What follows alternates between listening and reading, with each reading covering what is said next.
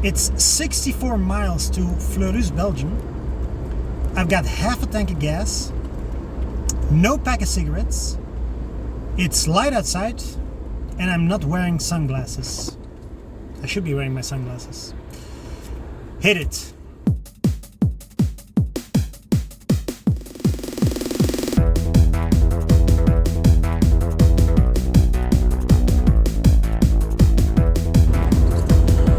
So I'm on my way for another fool's errand. There was an auction last week for a LaserDisc player. Now, as you know, as I've stated before, both LaserDiscs, movies and players are very rare, a rare sight in Belgium. So of course I was trying to pick it up. I won the auction, so now I'm on my way to pick up the player. But it's a long drive ahead because it's 64 miles. Now, if there's any Americans out there watching, they will of course laugh, because 64 miles is like your average supermarket drive for you guys. But in Belgium, we never drive 64 miles for a pickup. We only drive 5 or 10 miles to buy something. So I'm almost there.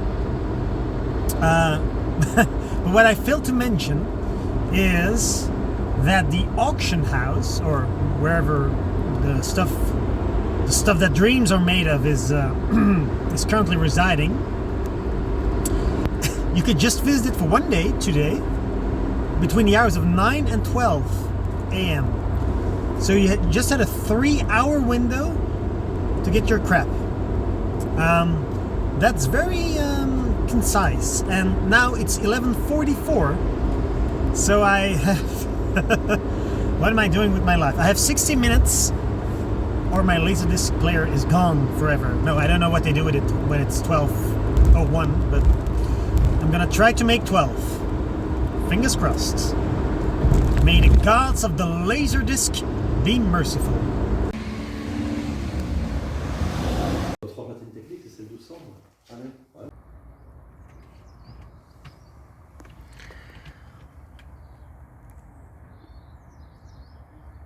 So I'm on my way back from Fleurus, Belgium to Antwerp, Belgium.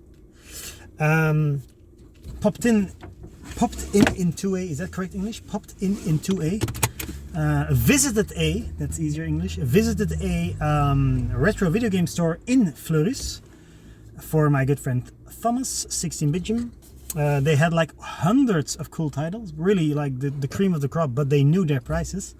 So I found one affordable item, the American exclusive Adventures of Gilligan's Island, which is not... That's not the title you'd expect on a video. This is like a series from the 70s. There can't have been too many people clamoring for a Gilligan's Idol NES game, but well, found it. €29, $29 reduce for Thomas.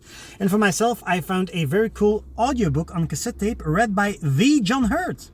The John Hurt, which is, rest in peace, the Peter McAllister, the father from Home Alone. He's reading Jurassic Park. Now that's something I want to hear. Funny anecdote, by the way.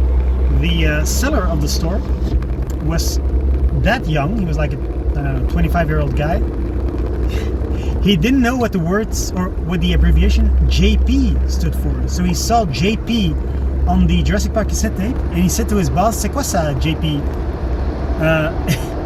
And the boss said, like, "You fool, that's Jurassic Park, of course."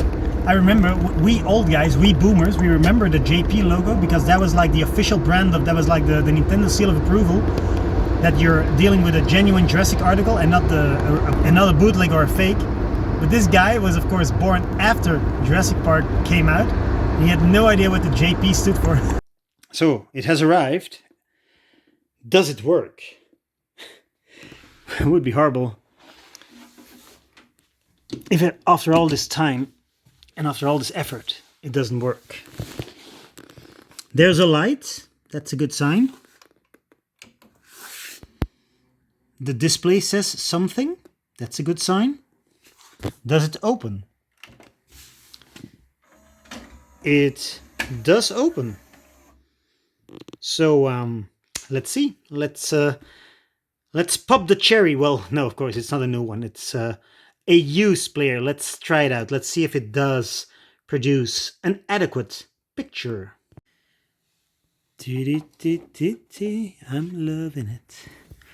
Let's see if it works.